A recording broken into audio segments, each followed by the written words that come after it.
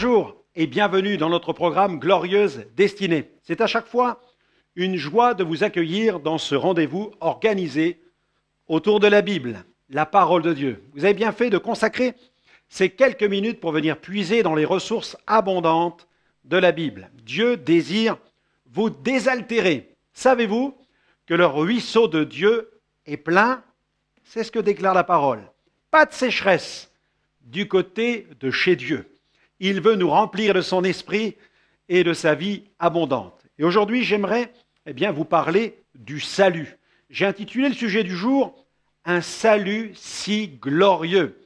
Je vous propose de prier, de remettre ces moments entre les mains de Dieu afin de permettre au Saint-Esprit de travailler dans nos cœurs. Merci Seigneur pour les richesses de ta parole, pour le ministère du Saint-Esprit, pour ce si grand salut auquel tu nous as donné accès. Seigneur, donne-nous de découvrir toute la gloire de ce salut au travers de ta parole, au nom de Jésus. Amen. Gloire au Seigneur, qu'il est bon de placer nos vies sur la trajectoire de la prière. C'est le meilleur moyen de préserver, de développer notre destinée.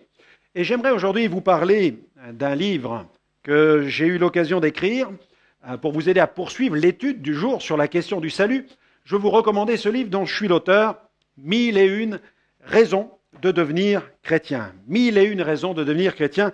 Vous pourrez trouver cet ouvrage dans notre site internet, dans la boutique en ligne, sur notre site www.gospelvision-international.com. Dans ce livre, beaucoup de choses, beaucoup de ressources sur cette question du salut et surtout sur un grand nombre de raisons que j'avance. Dieu veut partager son amour avec vous. Il y a 9 chapitres et dans chaque chapitre, toute une liste de bonnes raisons. 7 raisons par chapitre. Dieu veut partager son amour envers vous. Chapitre 2, Dieu veut être en communion avec vous. Dieu veut que vous échappiez au péril. Dieu peut et veut vous sauver parfaitement. Dieu veut faire toutes choses nouvelles en vous. Dieu peut vous donner une totale délivrance. Dieu peut vous donner la paix intérieure, etc., etc. Tant de choses qui vous seront utiles pour bien consolider la question de votre salut, mais aussi c'est l'occasion d'offrir cet ouvrage à quelqu'un parce que dedans, il y a aussi toute une première partie traitant des 10 principales objections émises contre la foi chrétienne. Voilà de bonnes raisons de devenir chrétien, 1001 raisons dans la parole pour devenir chrétien. Allez, je vous propose de marquer tout de suite une bonne pause, une pause musicale, une pause adoration, célébration, avec Sébastien Geffroy qui nous chante à la croix. Et on ne peut pas parler du salut sans parler de la croix, car c'est à cet endroit-là que tout se passe et que tout change. On se retrouve dans quelques instants.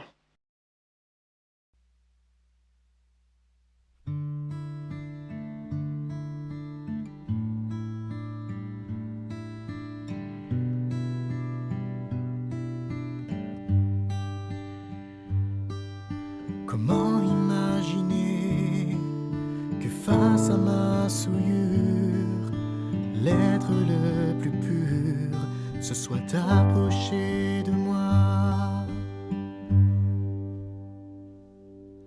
Mon péché est si grand, comment a-t-il pu faire pour prendre ma place sur le calvaire? Je ne comprends pas, et pourtant sous mes yeux, c'est le sang de Dieu qui coule pour moi à la croix, à la croix. Chaque épine de ta couronne, chaque clou qui t'a percé était pour moi, mais c'est toi qui as pris ma place pour effacer mes péchés.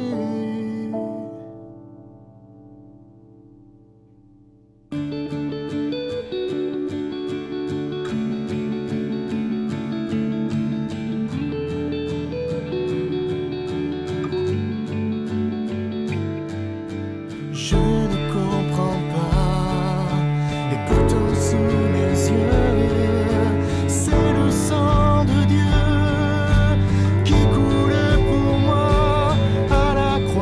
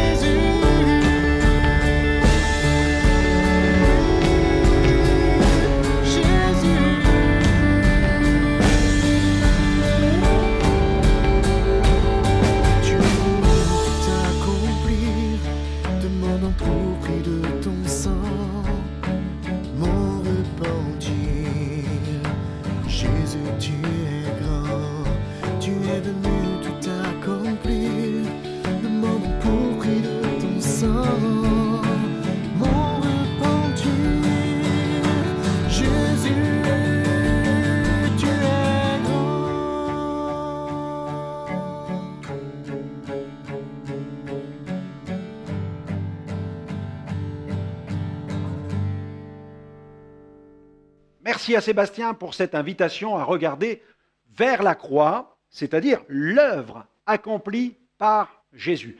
Là se trouve la guérison, là se trouve notre transformation. Allez, prenons la Bible. Je vous invite à lire deux passages dans les Saintes Écritures.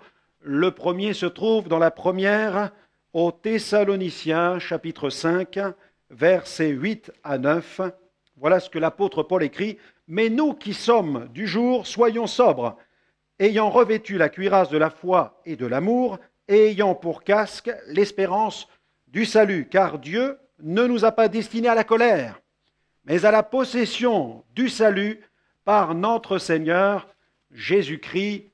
Amen. » Et une seconde lecture où Paul déclare aux chrétiens d'Éphèse, dans le chapitre 2, à partir du verset 4, il déclare ceci, on va lire jusqu'au verset 9, « Mais Dieu, qui est riche en miséricorde, à cause du grand amour dont il nous a aimés, nous qui étions morts par nos offenses, nous a rendus vivants avec Christ. C'est par grâce que vous êtes sauvés.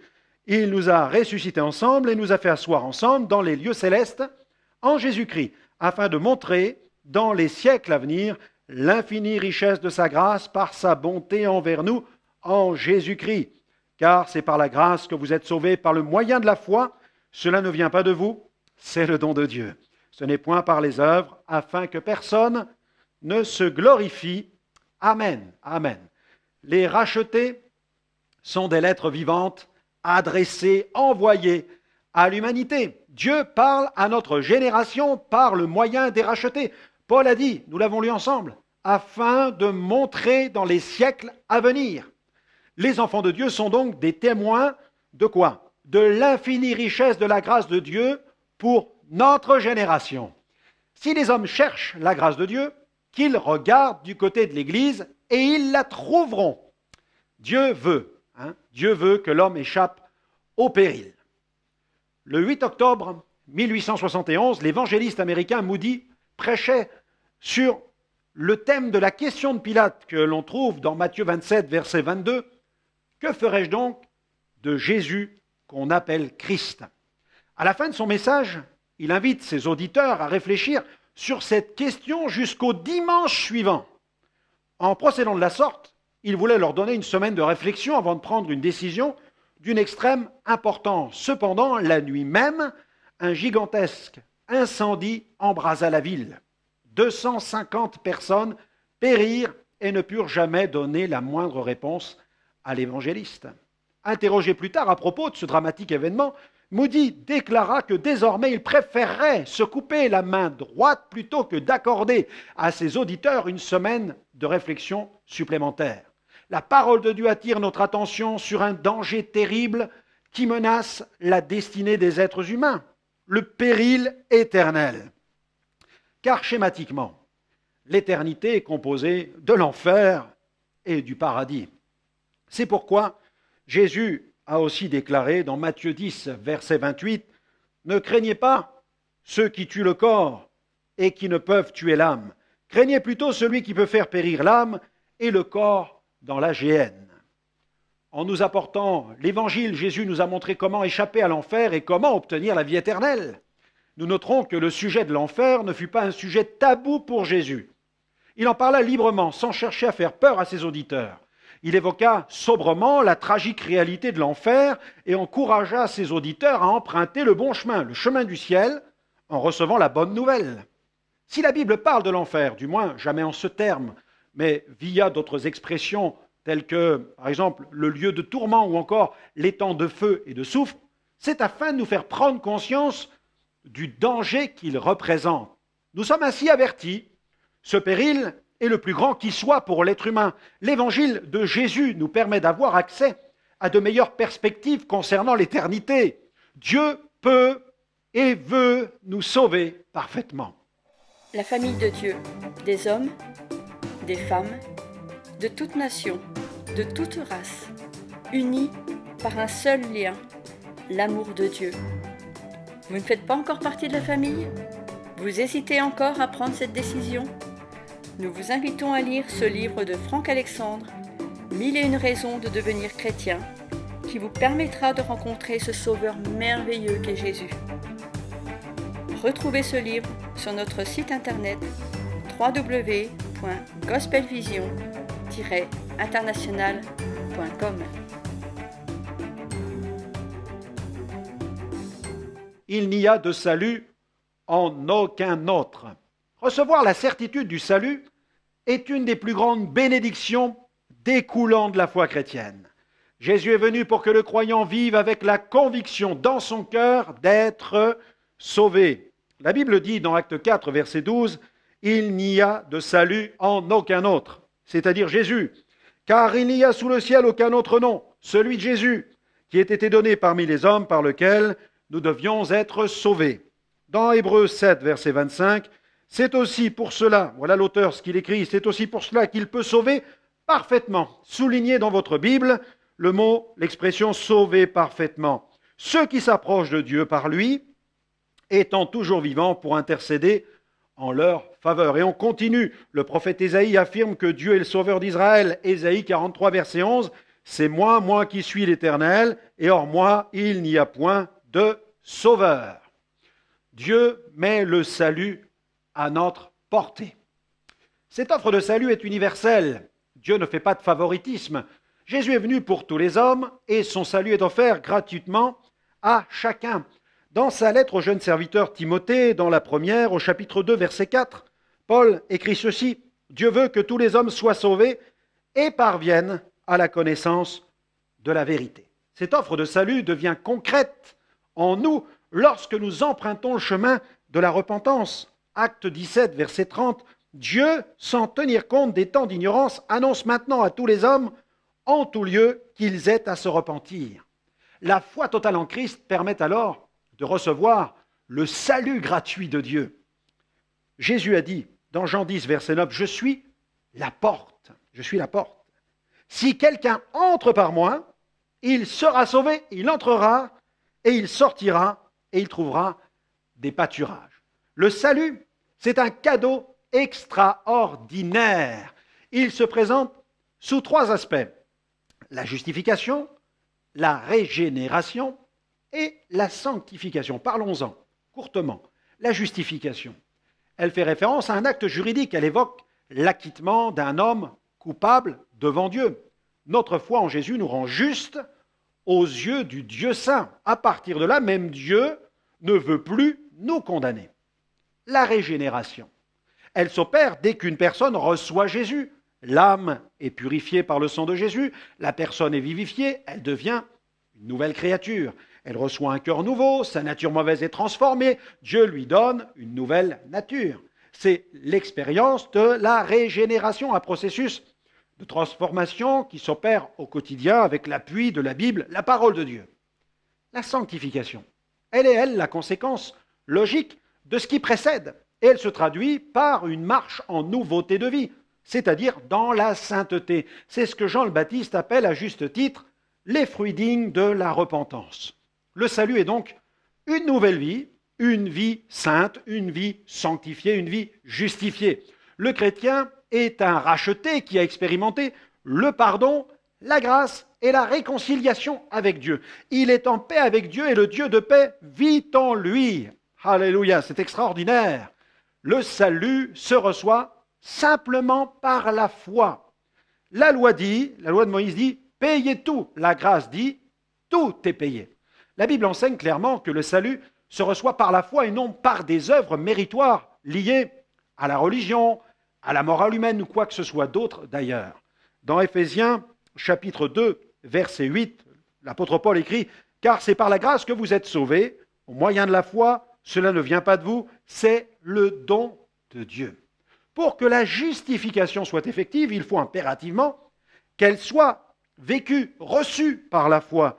Dans Romains 5, verset 1 2, « Étant donc justifiés par la foi », regardez ce que Paul dit, « Étant donc justifiés par la foi, nous avons la paix avec Dieu par notre Seigneur Jésus-Christ, à qui nous devons d'avoir eu par la foi accès à cette grâce, dans laquelle nous demeurons fermes, et nous nous glorifions dans l'espérance de la gloire de Dieu. » Dans la ville de Philippe, alors qu'ils étaient emprisonnés, les apôtres annoncèrent la bonne nouvelle. Sans s'égarer dans de longs débats théologiques ou philosophiques, ils déclarèrent à leurs geôliers tout simplement crois au Seigneur Jésus et tu seras sauvé, toi et ta famille. Il n'y a rien à ajouter à cela. Tout est là dans cette simple parole. Crois au Seigneur Jésus et tu seras sauvé. Les conditions pour recevoir le salut ne sont pas abusives, elles sont vraiment simples. Le salut signifie bien plus que le simple fait de recevoir le pardon des péchés. Si le salut ne devait se résumer qu'à une simple remise de dette, l'évangile serait bien décevant.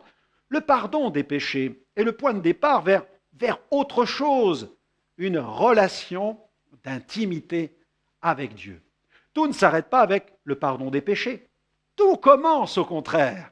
Il est possible d'expliquer ce processus en s'arrêtant sur 4 étapes vitales. Il est question de plusieurs étapes. Il est question de la repentance. La repentance, c'est un changement de mentalité qui se traduit par la confession de ses péchés et la ferme décision de s'en détourner. La repentance est comme une clé qui ouvre la porte qui donne accès sur le salut. Elle n'est pas un acte religieux, mais une expérience spirituelle que Dieu veut nous donner de vivre. Et puis il y a la foi. La foi permet de s'approprier, de prendre le salut offert par le Seigneur. Et il y a la conversion. C'est la manifestation extérieure, donc visible et vérifiable, du changement qui s'est produit à l'intérieur. Et puis il y a encore l'alliance avec Dieu par le baptême. Le baptême n'est absolument pas une option. C'est la concrétisation visible devant des témoins d'une alliance contractée avec le Dieu vivant et vrai. C'est un engagement bilatéral pour la vie et pour l'éternité. Dans Marc 16, verset 16, il est écrit « Celui qui croira et qui sera baptisé sera sauvé, mais celui qui ne croira pas sera condamné. » Être chrétien, c'est vraiment posséder la certitude de son salut. De nombreuses personnes d'obédience chrétienne confessent leur attachement au Christ. Mais lorsque la question du salut est abordée, c'est le grand silence. Malheureusement, elles n'ont aucune certitude. Je vous livre un extrait d'une conversation avec l'une d'entre elles. « Croyez-vous en Jésus ?»« Oui, bien évidemment. »« Croyez-vous qu'il est le Sauveur ?»« Oui, bien sûr. »« Avez-vous l'assurance du salut de votre âme ?»« Oh, je ne peux me permettre d'avancer une telle affirmation. » Mais écoutez-moi, avoir un Sauveur et ne pas être sûr d'être sauvé, quel étrange paradoxe, n'est-ce pas? Pourtant, la Bible dit « Quiconque invoquera le nom du Seigneur sera sauvé. » L'Évangile ne met pas en évidence une foi superficielle reposant sur les sensations ou les émotions. Nos sentiments peuvent nous trahir, mais jamais la foi qui tire ses racines de la parole de Dieu. La foi est fondée sur les affirmations de la Bible et non sur des spéculations philosophiques, religieuses ou morales. Au brigand repentant sur la croix, Jésus déclare « Je te le dis en vérité aujourd'hui, tu seras avec moi dans le paradis. » La Bible met fin aux tergiversations. Le salut n'y est pas inscrit en hiéroglyphes ni en langage codé, mais en lettres de feu, si clairement exprimé que personne ne pourra jamais dire « j'ignorais comment faire pour parvenir au salut ». Jésus a dit dans Jean 5, 24, « En vérité, je vous le dis, celui qui écoute ma parole, notez cela, et qui croit à celui qui m'a envoyé, il a la vie éternelle et ne vient point en jugement, mais il est passé de la mort à la vie. » Quant à l'apôtre Jean, il déclare dans 1 Jean 5, 13, « Je vous ai écrit ces choses afin, à vous qui croyez au nom du Fils de Dieu, afin que vous sachiez que vous avez la vie éternelle. » Je vous ai écrit ces choses à vous qui croyez au nom du Fils de Dieu, afin que vous sachiez que vous avez la vie éternelle. Ce passage est extraordinaire. Les promesses de la parole de Dieu sont oui et amen, grâce à Jésus et à son œuvre sur la croix. L'émotion lors d'une réunion ou après une décision peut disparaître, mais jamais les affirmations des Écritures ne disparaîtront. Je suis sauvé, non parce que je me sens sauvé, mais parce que ma foi en Christ trouve sa réponse dans la Bible. Sauvé. Serrez bien la Bible, oui, serrez cette Bible sur votre cœur. Elle est votre passeport pour le ciel. Votre nouvelle identité y est inscrite. Votre salut est scellé dans les promesses divines. Jésus vous a rendu juste et saint. Il vous a délivré, purifié de vos péchés en vous lavant dans son sang précieux. Ce sang précieux fait office de visa et il vous ouvre l'accès au royaume de Dieu. L'Évangile est bel et bien le message que Dieu adresse à l'humanité, et non l'expression d'une famille religieuse, d'une opinion chrétienne, comme il existe l'opinion juive, musulmane ou bouddhiste. Par conséquent, la foi ne pourra jamais être assimilée à une vague croyance comme toutes celles qu'il y a dans le monde. La foi est une ferme confiance en Dieu. La bonne nouvelle consiste à croire au Fils de Dieu, à le recevoir personnellement comme sauveur, afin d'obtenir la vie éternelle et ne pas aller en jugement. Paul a écrit « Il n'y a plus aucune condamnation pour ceux qui sont en Jésus-Christ ». Romains 8, verset 1er. Nous vous invitons à lire ce livre de Franck Alexandre, 1001 raisons de devenir chrétien, qui vous permettra de rencontrer ce sauveur merveilleux qu'est Jésus. Le salut en Jésus comporte de multiples facettes. Oui, le salut évoque le pardon et la justification, c'est-à-dire la réconciliation avec Dieu. Le salut en Jésus-Christ, c'est tout un programme. Il est celui de la rédemption, un ensemble de grâces auxquelles nous avons accès par la foi. Il y a par exemple l'accès à la guérison divine. Le récit de la guérison de la femme à la perte de sang met l'accent sur ce qui a été l'élément déclencheur du miracle, c'est-à-dire la foi. Dans Marc 5, verset 34, Jésus lui dit « Ma fille, ta foi t'a sauvée, va en paix et sois guérie de ton mal. » Il y a aussi le secours de Dieu au milieu du danger, c'est aussi cela le salut. Quand les disciples firent face à une violente tempête, ils se tournèrent vers le Seigneur qui les secourut en ordonnant au vent et à la mer de se calmer. Les éléments déchaînés ont obéi à Jésus. Dans Matthieu 14, verset 30, « Mais voyant que le vent était fort, il eut peur, et comme il commençait à enfoncer, il s'écria, « Seigneur, sauve-moi, Seigneur, sauve-moi !» On voit Pierre invoquer le Seigneur et Jésus venir le sauver.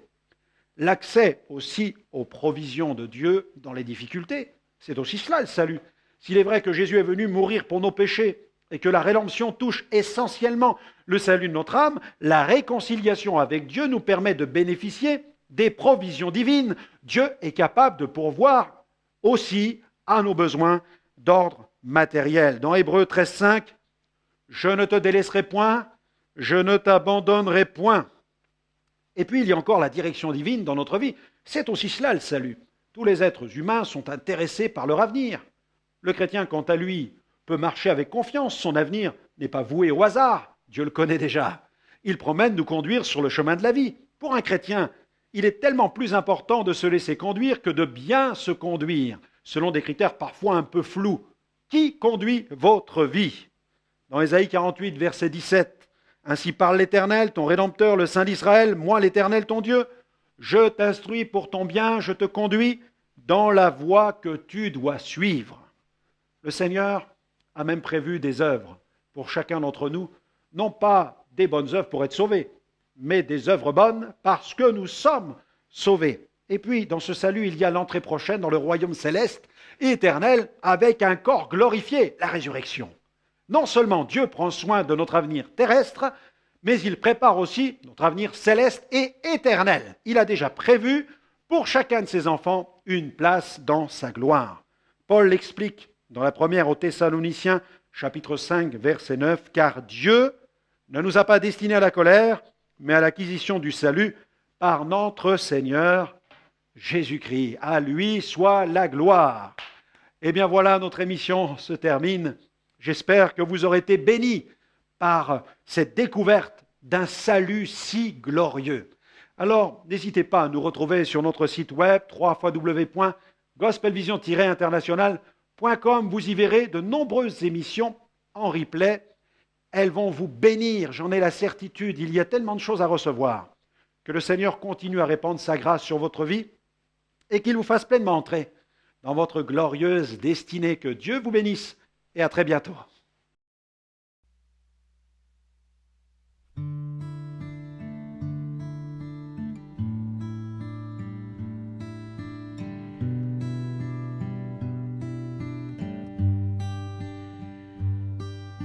Comment imaginer que face à ma souillure, l'être le plus pur se soit approché de moi? Mon péché est si grand, comment a-t-il pu faire pour prendre ma place sur le calvaire? Je ne comprends pas, et pourtant sous mes yeux, c'est le sang de Dieu qui coule pour moi à la croix, à la croix. Chaque épine de ta couronne, chaque clou qui t'a percé était pour moi, mais c'est toi qui as pris ma place pour effacer mes